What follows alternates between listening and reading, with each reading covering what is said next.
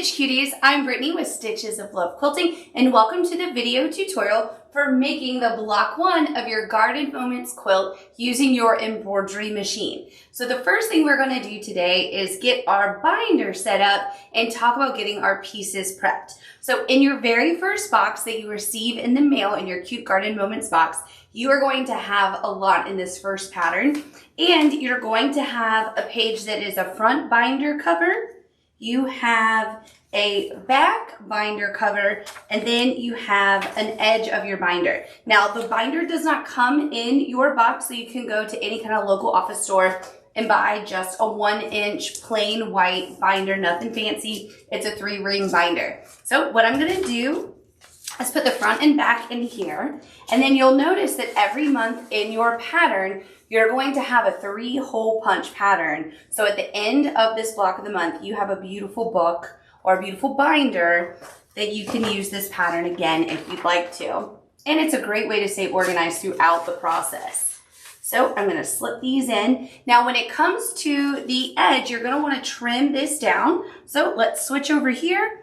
All you're going to do is take a ruler and your rotary cutter, and then go right up on the edge, and you will simply trim the excess paper away so that you have a perfect binder edge. And don't worry about being too perfect.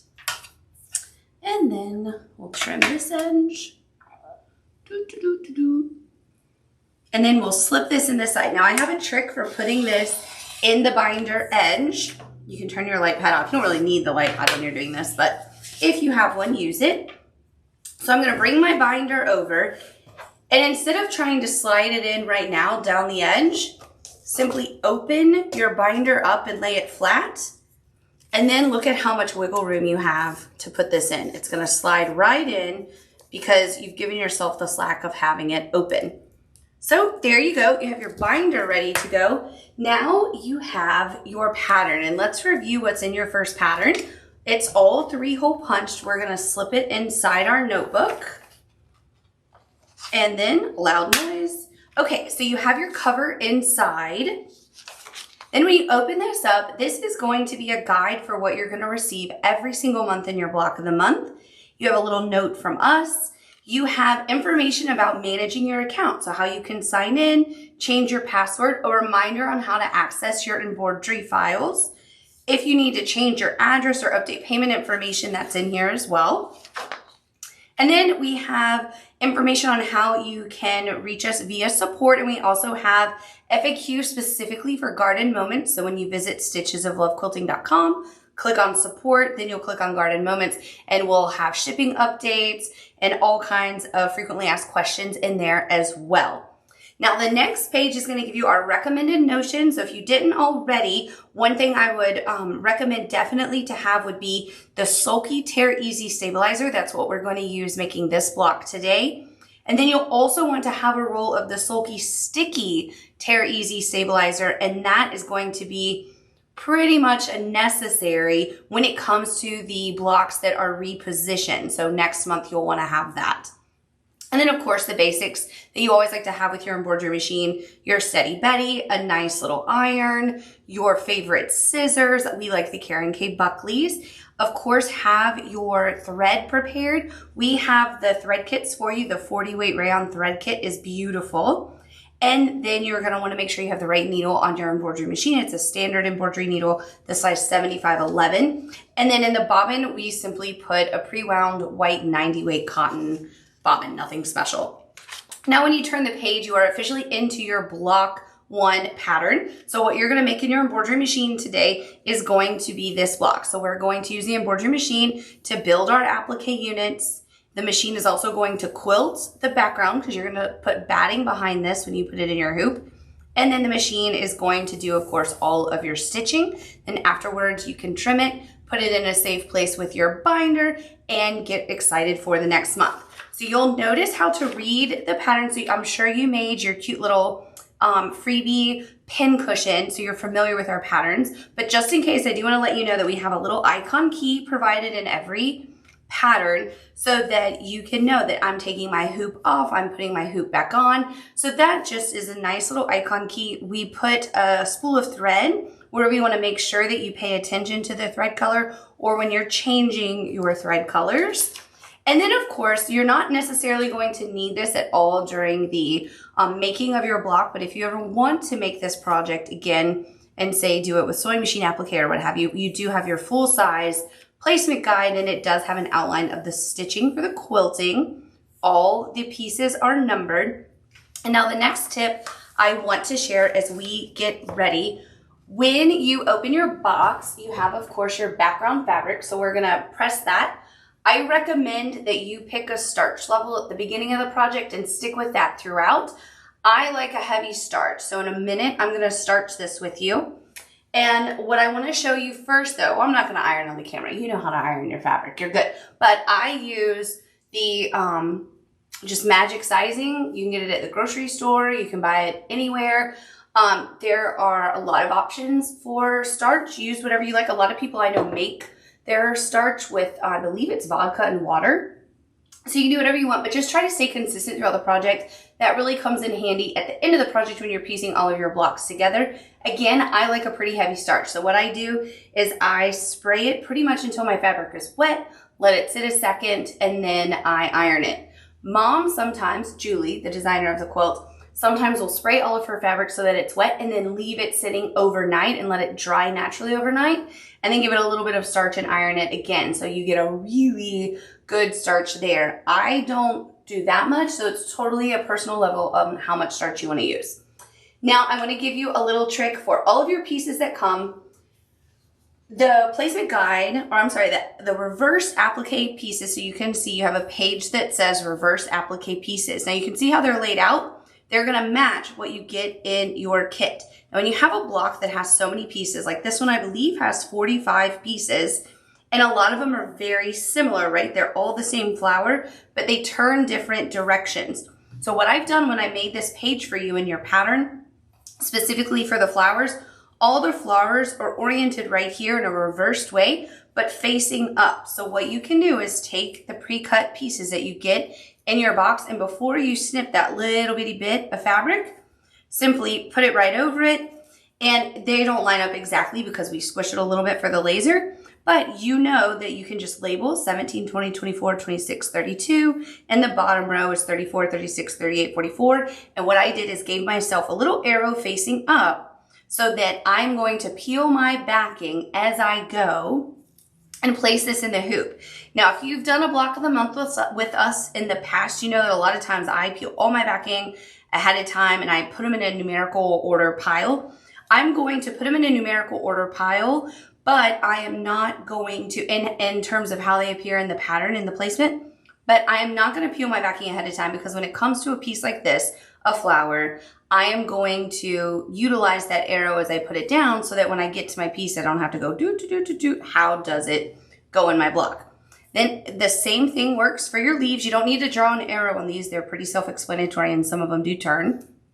You have your green stems over here laid out exactly the same. Your bird is very easy, but you can still label it. Then you have little pieces of your bumblebees. Your wings are all different, but very similar. So again, laid out just like it appears right here, number them.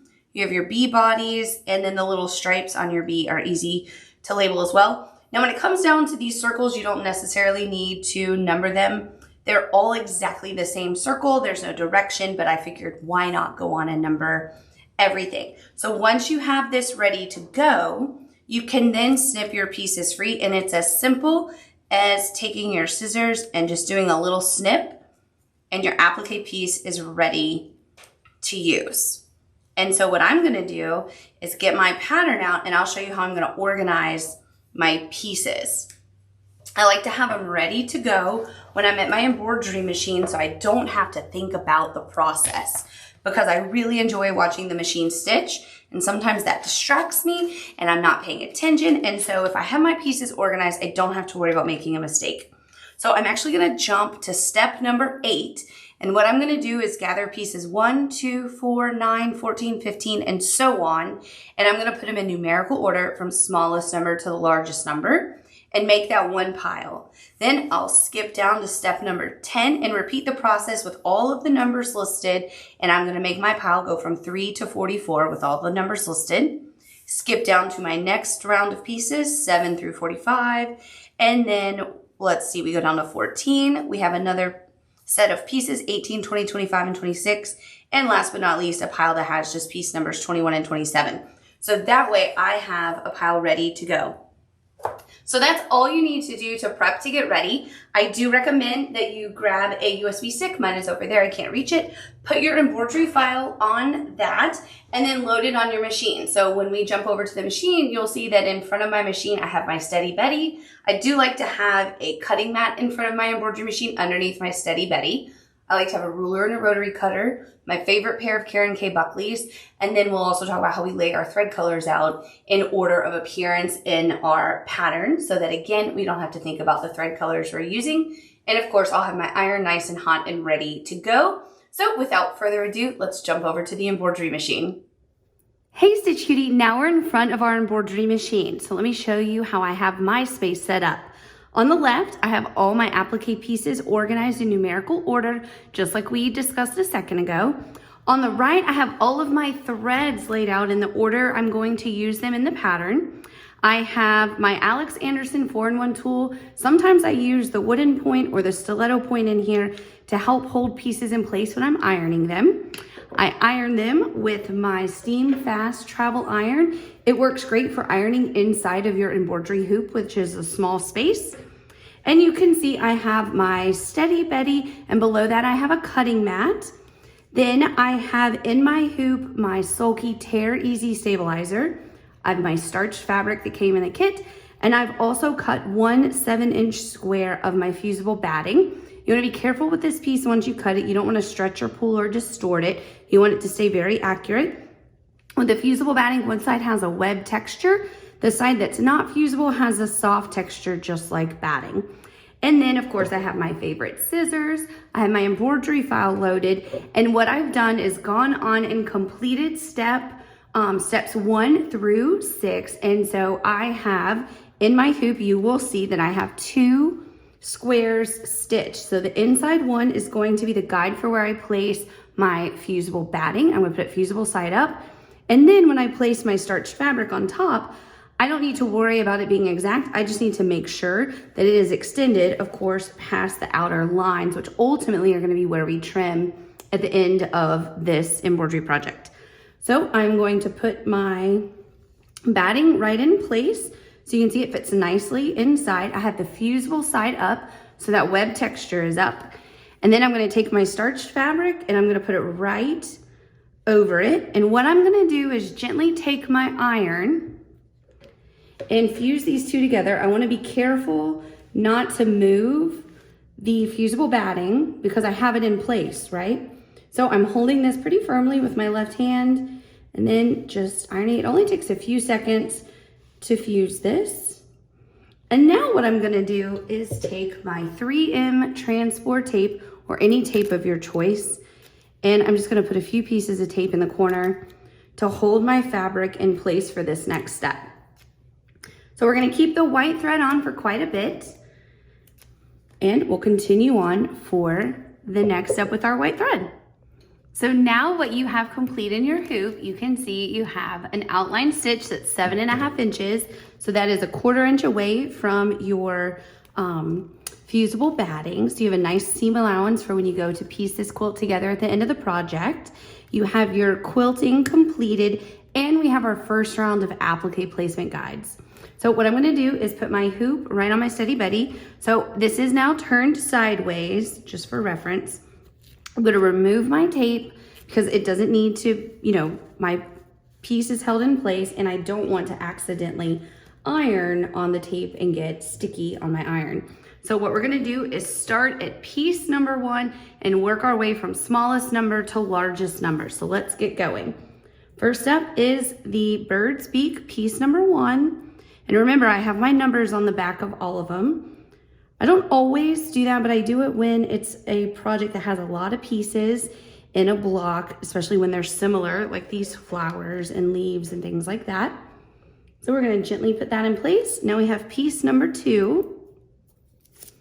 And we'll put this little guy in place. When you have a piece like this, it's kind of long and funny shaped. Just hold it in place from start to finish, or left to right, top to bottom. And then we'll begin ironing. And you'll notice that your pieces are all a perfect fit. You will not have any excess space between your applique piece and that stitched guideline. And that's because when I digitize it, I use the exact same art for the embroidery file as I do for the laser. So you have perfect pieces. Now we have piece number 4, which is one of our small bird wings. And again, you can reference your placement guide if you need help locating this in your stitched pieces, in your stitched outline. And now we do piece number 9, which again is another little bee wing. I think I just said bird wing, it's a bee. And we'll put this right over here in place, just so. Give it a press. Now we have a stem, which is number 14. So this comes off from the bottom left, or for me, it's the bottom right now because I've turned my hoop sideways. And we simply put this in place. Perfect little fit. And give it a press. There we go. See why I removed the tape? I would have been ironing on my tape, which would have been bad right now. Now we have piece number 15, which is a leaf. We're gonna iron that just so. All right, and now we have another stem. This is piece number 19. It's long and goes across the center of our block. And then we will get this right in place. There we go. And again, with a long piece, hold it in place as you move your iron. You don't want to drag your iron. I do lift it. There we go. And we have another leaf, number 22. Yep. And it comes right here. You always want to iron your pieces in numerical order because every now and then they do over and underlap, just like so. Piece number 22 is over number 19. Now we have number 28, which is, I'm going to use my guide right over here. So see, even I have to look at my placement guide just to make sure I'm putting everything in the right spot. And to locate it, we're putting a lot of pieces on in this step. You'll notice throughout the project, sometimes we have just 1 or 2 pieces in a step to iron on, and sometimes we have a bunch of pieces to iron on. Now we're getting to a flower. Number 32, which is our flower right here. Now remember, the top of my project is right here. I have my hoop turned sideways, so I have my arrow like so. So I will know that this will go just like that because I'm pointing my arrow towards the top of my project. So I'm gonna keep it in place when I remove my backing from it. There we go. And then I don't have to turn my piece to make sure it fits. I know that I have it in the right place. And there we go, ready to iron this on. Next, we'll iron our next flower, which again, I'm gonna use the arrow that's drawn on it. So you can see it's number 36. This is up and my hoop is this way. So I'll turn it just like so. Yep, perfect. So peel your backing off and put it right in place. Just like that. Now these don't overlap, they come really close, but they don't actually touch. And now we have one final piece on this step, which is a little bitty green piece, which is number 40, which is the stem under the group of flowers right over here. Put this in place, and we're going to continue with the white thread still for several more steps. And the machine now is going to outline the next round of pieces. So we're now moving on to step 10 of our pattern. There we go. So this is what your hoop will look like right now, kind of like scattered pieces, but we're building the units from bottom to top. Okay, so now we have our second round of applique outlines.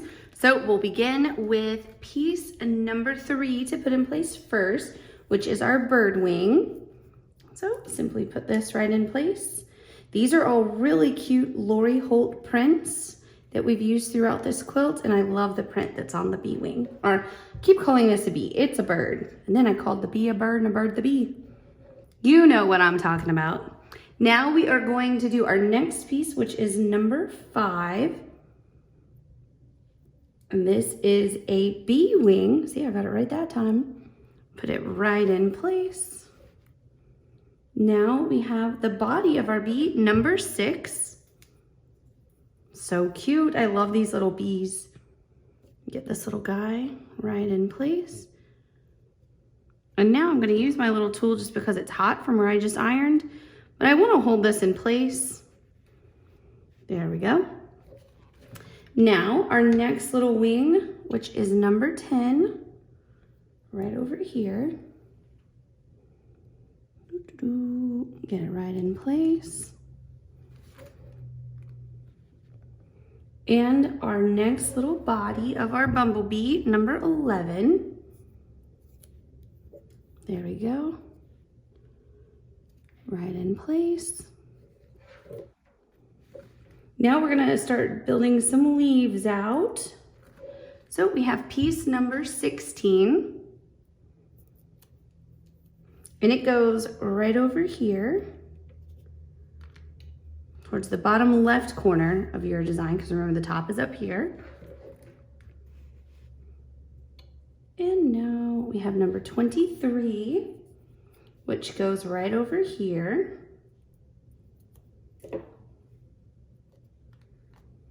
And it's so easy just to go through your pieces, iron them in place. Very, very easy. Now we have number 29. And we'll put it just like so. You want to make sure you have them turned the right way. They're not like a perfect symmetrical leaf. There we go. Next, number 30, which is the leaf right beside it. There we go. Now, the third leaf in this little trio, number 31. And put it just like so. And now we have a flower center. This is number 33. So it goes on this flower right here, right in the center. And now we have a flower, so we're going to use our arrow. Number 34, the flower goes right here. The top is here. I have my arrow pointing towards the top.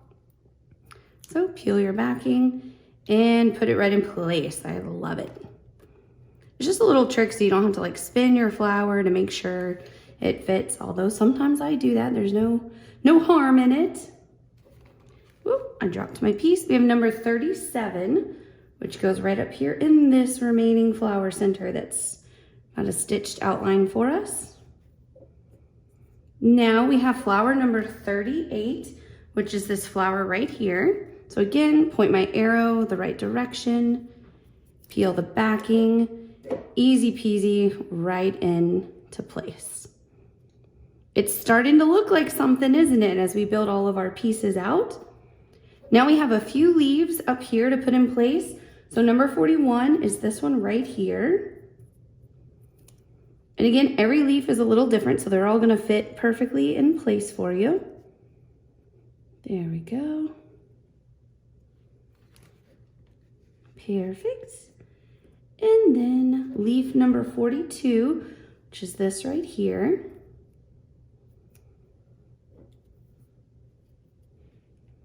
There we go. And then next we'll do the third leaf in this little set, which is number 43. There we go. You want to make sure again, turn it the right direction so it fits. And now the final piece in this step is piece number 44, which is this flower. So I'm going to point my arrow to the top of my design. And then just like so, put it right in place. Give it a press. And now we're going to keep that white thread on again for the next round of applique outline. So this is what your hoop looks like right now as we continue to build our pieces out from the lowest level of the pieces to the highest level of the pieces. Okay, so now we have our next round of applique pieces. So now we're going to step 13 to iron those pieces in place. So again, I'm just gonna go to my pile where I have them in numerical order. And we'll start at the beginning, which is piece number 7. So we're gonna start with our cute little bee stripes, getting those right in place. So number 7, number 8 right beside it. And the top and bottom of the little bee stripes go exactly with the yellow bee body. So very easy again to get in place. Now we'll do these cute little bee stripes over here. So we have piece number 12. Oop, my little fabric came. My little paper trash came flying. So piece number 12. There we go. Piece number 13.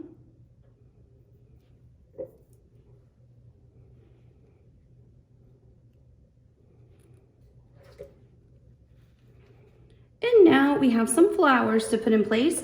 So number 17, which is our flower right here. Again, use your arrow. The top of the design is this way.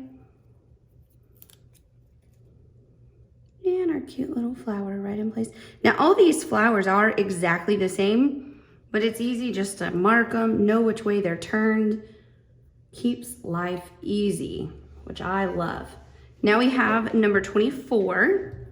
So again, point your arrow, peel your backing, and get your piece right in place. I can't wait to see all these stitched. They're just so cute when they're all stitched out. And now we have just a few circle pieces right here. So we have piece numbers 45, 39, and 35. Again, these are all exactly the same circle, so it doesn't really matter which one you put where. So just get one in place. Give it a press. Get your next one in place and give it a press. Again, don't hesitate to use that little 4-in-1 tool so you don't risk burning your fingers. And then our final piece of this step. So now we're moving on to step 14. When we put this back on, we're gonna have a few more applique outlines stitched with our white thread.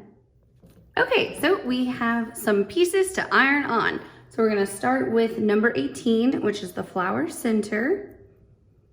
And put it right in place, give it a press. Now we have our flower, number 20. Again, orient your arrow and peel it right into place. There we go. So delightful to do this. I find it very relaxing, don't you? It's very fun.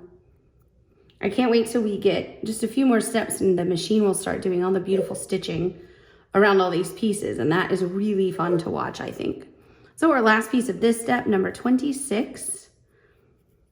And then when we put this back on with our white thread for the next step, we have just 2 applique outlines, and that is for the flower centers of the 2 flowers we just put on. So there we go, put your hoop back on with your white thread, and let's go on to the next step. All right, so let's iron on our last 2 flower centers. Again, they're exactly the same, so it doesn't matter which one goes where. There we go. And one right here. Now for steps 18 through 24, you don't need to take your hoop off at all. You're gonna keep your hoop on. All you're gonna do is change your thread colors so that your machine progresses through stitching all of your project for you. I am gonna take it off and show you what's stitched and how it should look and talk about it. But again, for you at your machine, you can just keep your hoop on all the way through to step 25. So for step 18, we are going to load butterfly gold, and of course the beak of your bird and then the little bodies of both bumblebees will be stitched. All right, so now your bird beak is stitched, your little bird has some legs now, and the yellow portions of your bumblebees are stitched. So now we're going to switch to such a beautiful color, the 1253 Dark Sapphire, and the machine is going to buttonhole stitch your bird and the bird's wing. So take a look, your little bird is all stitched. I just absolutely love that color. That dark sapphire looks so good. Now we are going to load 1292, which is the hair on blue, and the little wings on both of your bumblebees will be stitched. All right, so now your little bee wings are stitched. I love them. So now we're going to load the black, the 1005, and your machine is going to stitch, of course, the stripes on your bumblebee. It's gonna do the flight paths of your bumblebee, and your bumblebees and your bird are gonna get some eyes. All right, take a look. All your black is stitched, so your little birds and bees have eyeballs and flight paths. You'll notice that you do have, likely your machine did some jump stitches. They're very easy to trim with your Karen K Buckley. Just gently slip it under the area you need to trim. These are sharp all the way to the tip, so it makes trimming this very easy. And then I just go back and trim the piece, and then I'm gonna show you a little trick. When you're picking up these pieces, don't use your hand to smear them, because sometimes those little bitty pieces of thread will just sort of like come apart and leave some fuzz. If you use your tape and just simply pick up those little pieces that you trimmed, it's easy as can be. So let's trim the little jump stitch by his eyeball. And again, just very gently take your scissors. There we go. And then we'll come right over here and trim these. And again, it's so easy with these scissors. See, I just used my hand, and look, I have a few little pieces now that I'll use the tape to pick up.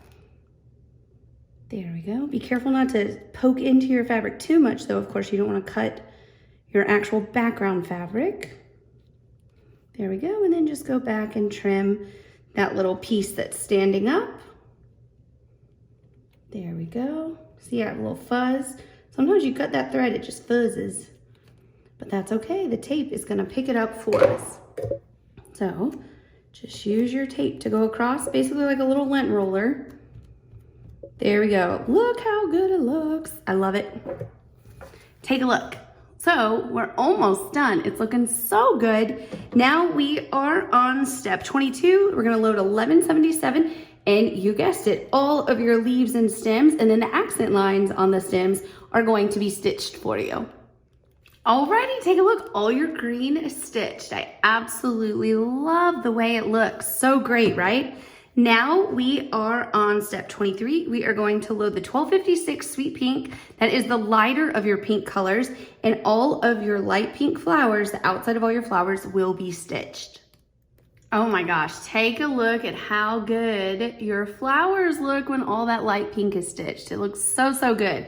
So now we are on our last thread change. We're gonna load 1307 Petal Pink. It's your bright pink color that is going to stitch around the flower centers, and that's the very last step of stitching. Alrighty, take a look. Everything is stitched from top to bottom, and it looks so good. I'm so excited about it.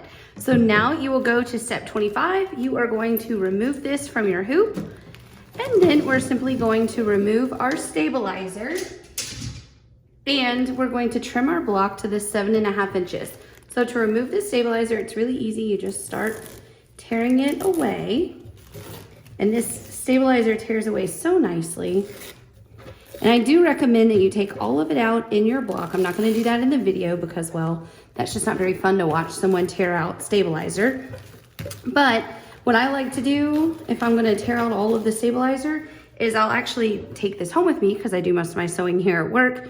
And I sit in front of the TV and I just gently tear it out. So just take your scissors and lightly perforate it, and then start pulling your stabilizer out around your quilting. Very easy to do. You'll want to tear out all your stabilizer, and then you will trim your block using this outer line as your guide. So simply take a ruler, and what you're going to do is place it, and you're going to make sure that your 7.5 inch line is lining up here in the corner, up the side, and it is absolutely perfect. So what I'm gonna do is give a trim. I believe I need to replace the blade on my rotary, so that's not good. Yeah, absolutely I do. What's going on? I think I must be in a little line on my mat. Let's go. Nope, it's just not gonna cut. What's going on with my rotary blade? Look at that. I've never had a blade just quit cutting. Well, in any case, you are going to trim your block using this trim line right here, which is your perfect 7.5 inch mark. And then you are good to go. You will want to put your block in a very safe place, and then you will eagerly await your next block 2, which is gonna be one where we're repositioning. So it's a long rectangle block, and we are going to hoop twice. So once with the Sulky Tear Easy stabilizer and once with the sticky stabilizer. So if you don't have that sticky stabilizer, make sure you get it. It is really fun to work with. It is sticky, and so it's gonna hold our repositioning in place. So I highly recommend getting that if you don't already. I hope you enjoyed this tutorial. I'm gonna go change my rotary blade, trim my block, and I will see you next month for block 2.